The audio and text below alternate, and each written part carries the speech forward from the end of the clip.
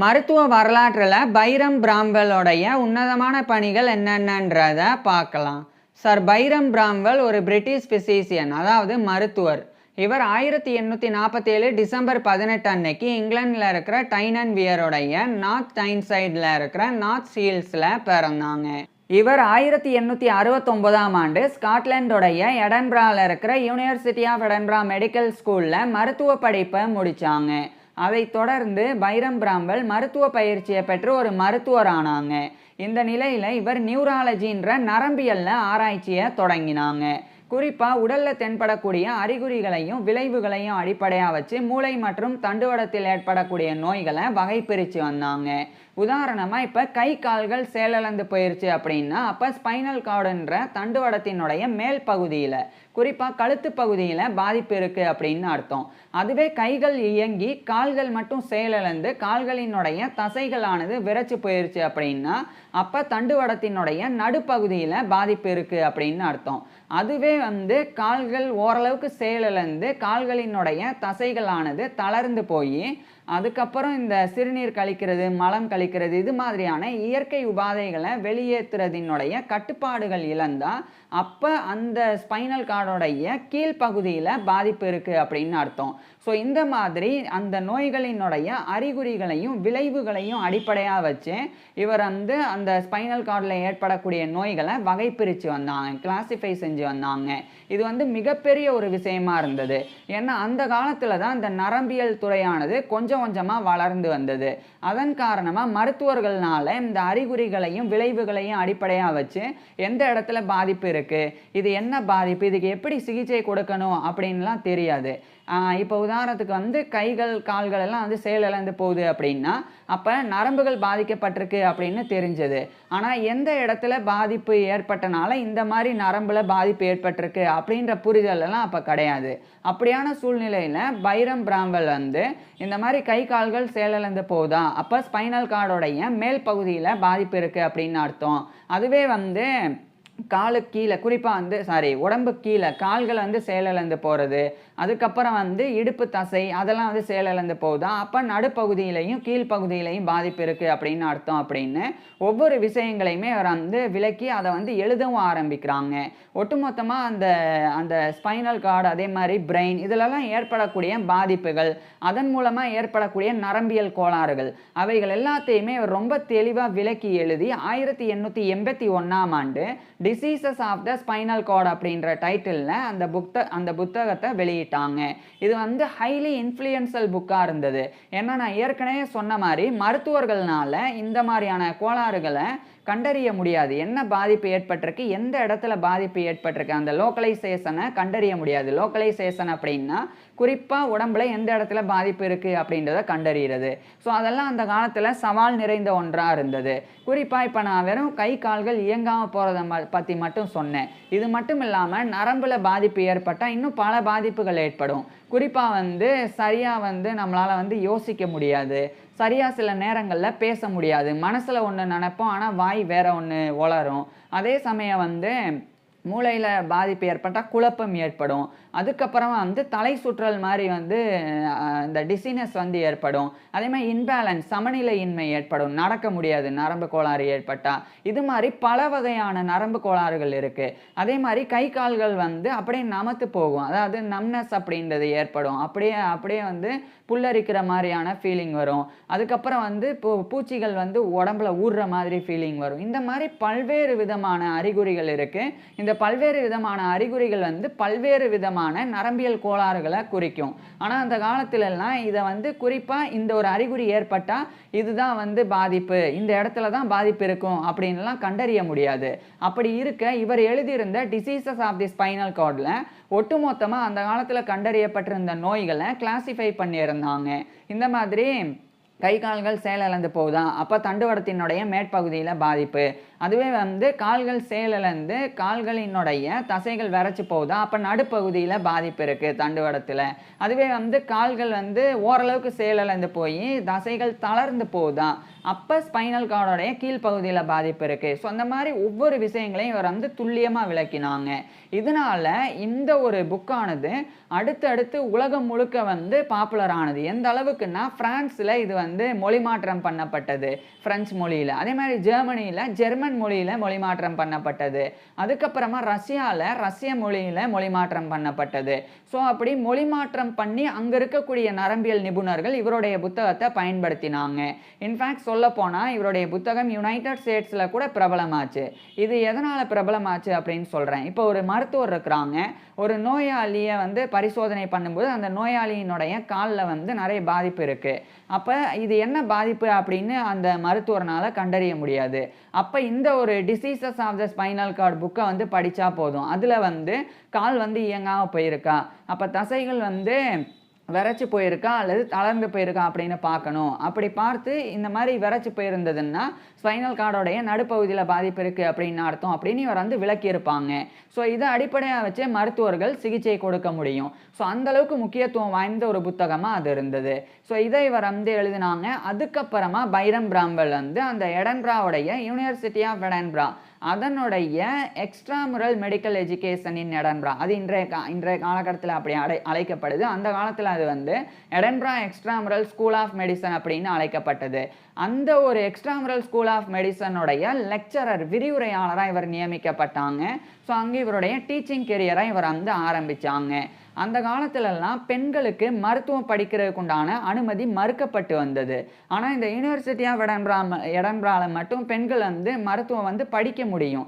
ஆனால் நிறைய கிளாஸஸ் வந்து அட்டன் பண்ண விட மாட்டாங்க. உதாரணத்துக்கு உடற்கூறியல் அனாட்டமியை வந்து மருத்துவ மாணவர்களுக்கு கற்பிக்கும் போது அதை வந்து பெண்கள் படிக்கக்கூடாது அப்படின்னு சொல்லி பெண்களை வந்து கிளாஸ் ரூமுக்குள்ளே அனுமதிக்க மாட்டாங்க. அது மட்டும் இல்லாமல் பெண்கள் மருத்துவம் படித்தாலும் அவங்களுக்கு சர்டிஃபிகேட் வந்து கிடைக்காது. அதனால் பெண்கள் வந்து மருத்துவம் படித்தும் வேஸ்ட், அந்த மாதிரி நிலை இருந்தது. அப்போ தான் பைரம் பிராம்வெல் வந்து பெண்களும் மருத்துவம் படிக்கணும், பெண்களும் மருத்துவர்கள் ஆகணும் அப்படின்னு பெண்களை வந்து ஆதரிச்சார். ஸோ இது வந்து மிகப்பெரிய ஒரு விஷயம். ஏன்னா அந்த காலத்தில் உலகம் முழுக்கவே வந்து பெண்கள் எல்லா துறைகள்லையும் புறக்கணிக்கப்பட்டாங்க. ஸோ அப்படி தான் ஸ்காட்லாண்டில் இங்கிலாண்டில் அங்கெல்லாம் கூட பெண்கள் வந்து மருத்துவம் படிக்கிறதுக்கு அனுமதிக்கப்படாமல் புறக்கணிக்கப்பட்டாங்க. அப்படியான நிலையில் இவர் ஒரு லெக்சரராக அந்த எடன்பரா எக்ஸ்ட்ராமுரல் ஸ்கூல் ஆஃப் மெடிசன் அங்கே வந்து பெண்களை அனுமதிக்கிறாங்க. பெண் மாணவிகளை அனுமதித்து அங்கே இவர் வந்து மருத்துவத்தை பெண்களுக்கு கற்பிக்க ஆரம்பிக்கிறாங்க. அதே சமயம் 1882 அந்த எடன்பராலே இருக்கிற ராயல் இன்ஃபர்மரி ஆஃப் எடன்பரா அப்படின்ற ஒரு மருத்துவமனை, அங்கே இவர் ஒரு பெத்தாலஜிஸ்ட் நோயியல் நிபுணராக நியமிக்கப்பட்டாங்க. பின்பு இவர் அங்கே ஒரு மருத்துவராகவே பதவி உயர்வையும் பெற்றாங்க. அந்த மருத்துவமனையில் மாணவிகளை இவர் வந்து அங்கே வந்து அனுமதிச்சாங்க அப்படின்னா, இப்போ நார்மலாக மருத்துவ மாணவர்களுக்கு சும்மா தியரிட்டிக்கலாக சொல்லி கொடுத்தா மட்டும் பத்தாது, நேரடியாக நோயாளிகளை காண்பிச்சு அந்த நோயாளிகளுக்கு எப்படி சிகிச்சை கொடுக்கணும் அப்படின்றத அதை வந்து சொல்லி கொடுக்கணும். ஸோ அதை இவர் வந்து பண்ணாங்க. அதுக்கு பேர் தான் கிளினிக்கல் மெடிசன் அப்படின்றது. ஸோ அதையும் வந்து பைரம் பிராம்வெல் வந்து பண்ணாங்க. அதாவது மாணவிகளை அழைச்சிட்டு போய் மருத்துவமனையில் எப்படி சிகிச்சை கொடுக்கணும், எப்படி நோய்கள் இருக்கும், அந்த அறிகுறிகள் எப்படி இருக்கும், அதெல்லாம் நேரடியாக கற்பிச்சாங்க. இது வந்து மிகப்பெரிய ஒரு விஷயமா இருந்தது. இதை பைரம் பிராம்வெல் ஆரம்பித்ததுக்கு அப்புறமா நிறைய பேர் ஆரம்பித்தாங்க. இதே மாதிரி இவரை போலவே பெண்களை ஆதரிக்கிறது, பெண்கள் மருத்துவம் படிக்கிறதுக்கு உதவுறது, இது மாதிரி பண்ணனால பிற்காலத்தில் பல பெண்கள் வந்து மருத்துவர்கள் ஆனாங்க ஒட்டுமொத்த யுனைடெட் கிங்டமில். அதுக்கு இவர் வந்து ஒரு முக்கிய காரணமாக இருந்தாங்க. இதுக்கப்புறம் இவர் வந்து இந்த விஷயங்களை செஞ்சுட்டு இன்னொரு பக்கம் வந்து ஹார்ட்டில் ஏற்படக்கூடிய பாதிப்புகள், அதே மாதிரி பெருநாடி ஏயோர்ட்டாவில் ஏற்படக்கூடிய பாதிப்புகள். ஏயோர்ட்டா அப்படின்னா நம்மளுடைய உடல் முழுக்க ஆக்சிஜன் நிறைந்த ரத்தத்தை அனுப்பக்கூடிய பணியை செய்யும். ஸோ அந்த ரத்த நாளம், ஸோ இவைகள் பற்றிலாம் இவர் ஆய்வு செஞ்சாங்க. அதில் ஏற்படக்கூடிய பாதிப்புகள் எப்படி இருக்கும், அதனுடைய அறிகுறிகள் எப்படி இருக்கும், எப்படி இவர் வந்து அந்த நியூராலஜியில் ரிசர்ச் பண்ணாரோ அதே மாதிரி இப்போ கார்டியாலஜின்ற இருதயவியல்லையும் ரிசர்ச் பண்ணாங்க. பண்ணி 1884 diseases of the heart thoracic aorta அப்படின்ற டைட்டிலில் இன்னொரு புக்கை எழுதி வெளியிட்டாங்க. இது வந்து இருதயவியலில் ஒரு மிக முக்கியமான ஒரு படைப்பாக இதை வந்து வெளியிட்டாங்க. அதுக்கப்புறமா இவர் வந்து இன்னும் பல்வேறு விஷயங்கள் பண்ணாங்க. குறிப்பாக இப்போ ஃபஸ்ட்டு இவர் வந்து நரம்பியல், இப்போ வந்து இருதயவியல். ஸோ ஒரே ஒரு துறை இல்லாமல் நரம்பியல்லையும் இவர் வந்து பார்த்தாங்க, இப்போ இருதயவியல்லையும் ஆர்வம் காட்டினாங்க. அதுக்கப்புறமா இன்னும் பல்வேறு விஷயங்கள்ல இவர் வந்து ஆர்வம் காட்டினாங்க. அதுதான் வந்து ஹீமட்டாலஜின்ற ரத்தவியல், அதாவது ரத்தத்தில் ஏற்படக்கூடிய கோளாறுகள், அது பற்றியும் இவர் ஆய்வு செஞ்சாங்க. அதே மாதிரி எண்டோக்ரினாலஜின்ற உட்சுரபியல், அதாவது நாளமில்லா சுரபிகளில் ஏற்படக்கூடிய பாதிப்புகள், அது பற்றியும் இவர் வந்து ஆய்வு செஞ்சு வந்தாங்க. ஆய்வு செஞ்சு ஒவ்வொரு நோய்கள், இவர்கிட்ட வரக்கூடிய நோயாளிகளுக்கு என்ன மாதிரியான நோய்கள் இருந்தது, என்னென்ன அறிகுறிகள் இருந்தது, அதுக்கு இவர் என்ன மருந்து கொடுத்தாங்க, அந்த நோயாளிக்கு குணமாச்சா ஆகலையா அப்படின்னு சொல்லி அந்த கேஸ் ரிப்போர்ட்ஸ் எல்லாத்தையுமே மொத்தமாக இவர் வந்து எழுதினாங்க. எழுதினது மட்டும் இல்லாமல் டீட்டெயிலான இல்லிஸ்ட்ரேஷன்ஸையும் கொடுத்தாங்க, விளக்க படங்களை இவர் வந்து வரைஞ்சு காமிச்சாங்க. இப்போ அந்த காலத்துலலாம் இந்த கேமரா அதெல்லாம் வந்து பெருசாக வந்து கிடையாது. அப்படியான சூழலில் இப்போ ஒரு எக்ஸ் அப்படின்னு ஒரு மருத்துவர் இருக்கார் அப்படின்னு வச்சுக்குவோம், ஒய் அப்படின்னு இன்னொரு மருத்துவர் இருக்கார் அப்படின்னு வச்சுக்குவோம். இப்போ இந்த எக்ஸ் அப்படின்ற மருத்துவர்கிட்ட எத்தனை நோயாளிகள் வந்திருப்பாங்க அவருடைய வாழ்நாளில்? ஒரு 1000 நோயாளிகள் வந்திருக்கிறாங்க அப்படின்னு வச்சுக்குவோம். அந்த 1000 நோயாளிகளும் வந்து ஒரே பாதிப்புனாலேயோ அல்லது எல்லா பாதிப்புகள்னாலையும் வரமாட்டாங்க. சில பேர் காய்ச்சல்னால வருவாங்க, சில பேர் வந்து கையில் அடிபட்டு வருவாங்க. இந்த மாதிரி ஒவ்வொரு பாதிப்புகள் இருக்கும். இப்போ எக்ஸ் அப்படின்ற மருத்துவர் வந்து கையில் அடிபட்டு ரத்தம் வெளியேறின நோயாளிகளை பார்த்ததே கிடையாது அப்படின்னு வச்சுக்குவோம். அதுக்கு மாறாக மற்ற நோயாளிகள் தான் அவர்கிட்ட வந்திருக்காங்க. அப்போ கையில் அடிபட்டு வரக்கூடிய நோயாளிகளினுடைய காயம் எப்படி இருக்கும், அதுக்கு என்ன மருந்து கொடுக்கணும், எப்படி கட்டு போடணும், அதை வந்து எப்படி பாதுகாக்கணும் அப்படின்றது தியரிட்டிக்கலாக வந்து அந்த எக்ஸ் அப்படின்ற மருத்துவர் படிச்சிருப்பாங்க. ஆனால் அனுபவ ரீதியாக அவருக்கு இன்னும் அந்த அனுபவம் கிடச்சிருக்காது. இதே ஒய் அப்படின்ற மருத்துவர் வந்து இந்த கை உடஞ்சவங்களை, அதே மாதிரி கையில் காயம் ஏற்பட்டவங்களுக்கு சிகிச்சை கொடுத்துருக்கார் அப்படின்னு வச்சுக்குவோம். ஆனால் அவர் வந்து காய்ச்சல் வந்தவங்களுக்கு சிகிச்சை கொடுக்கல அப்படின்னு வச்சுக்குவோம். சும்மா உதாரணத்துக்கு சொல்கிறேன். அப்போ காய்ச்சல் வந்தவங்களுக்கு எப்படி சிகிச்சை கொடுக்கணும் அப்படின்ற அந்த படிப்பு அவருக்கு இருக்கும், ஆனால் அந்த அனுபவம் இருக்காது. ஸோ இந்த மாதிரி இருந்தது. பைரம் பிராம்வெல் அதை தான் வந்து மாற்றி அமைச்சாங்க. எப்படின்னா இவர் பார்க்கக்கூடிய, இப்போ ஒரு தோலில் ஒரு நோய் ஏற்பட்டிருக்குன்னா அந்த நோய் பார்க்குறதுக்கு எப்படி இருக்கும் அப்படின்றத வரைஞ்சி காமிச்சு அதனுடைய அறிகுறி என்ன, அதனுடைய விளைவு என்ன, அதுக்கு எப்படி சிகிச்சை கொடுக்கணும் அப்படின்னு ஒட்டுமொத்தமாக இவர் வந்து எழுதினாங்க. இந்த மாதிரி பல்வேறு நோய்கள், இருதயத்தில் ஏற்படக்கூடிய பாதிப்புகள், நரம்புகளில் ஏற்படக்கூடிய பாதிப்புகள், மூளையில் ஏற்படக்கூடிய பாதிப்புகள், அதுக்கப்புறம் வந்து தொற்று நோயினால் ஏற்படக்கூடிய பாதிப்புகள், ரத்தத்தில் ஏற்படக்கூடிய பாதிப்புகள், ஹார்மோனில் ஏற்படக்கூடிய பாதிப்பு அப்படின்னு எல்லாத்தையும் எழுதி 1892ஆம் ஆண்டு அட்லஸ் ஆஃப் கிளினிக்கல் மெடிசன் அப்படின்ற டைட்டிலில் இவருடைய மேக்னம் ஓப்பஸ், அதாவது மகத்தான படைப்பை இவர் வந்து வெளியிட்டாங்க. இது இன்னும் வந்து மோஸ்ட் இன்ஃப்ளூயன்ஸலான ஒரு ஒர்க்காக மாறினது. அதனால் இவர் அடுத்தடுத்து இன்னும் 2 வால்யூம்ஸை வெளியிட்டாங்க. அதாவது ஒட்டுமொத்தமாக 1892லேருந்து 1896 வரைக்கும் 3 வால்யூம்ஸ் வந்து இந்த ஒரு அட்லஸ் ஆஃப் கிளினிக்கல் மெடிசன் அப்படின்ற புக்கை வெளியிட்டாங்க. ஸோ அதில் வந்து ஒவ்வொரு நோய்கள் பற்றின தெளிவான விளக்க படத்தோட ஒவ்வொரு விளக்கமும் இருக்கும். அதனால் மருத்துவர்கள் இந்த புக்கை படித்தாலே அவங்களுக்கு ஏதோ அனுபவ ரீதியாக கற்றுக்கிட்ட மாதிரியான ஒரு உணர்வு வரும். ஸோ அந்த அளவுக்கு இந்த புத்தகமானது இன்ஃப்ளூயன்ஸலான ஒன்றா இருந்தது.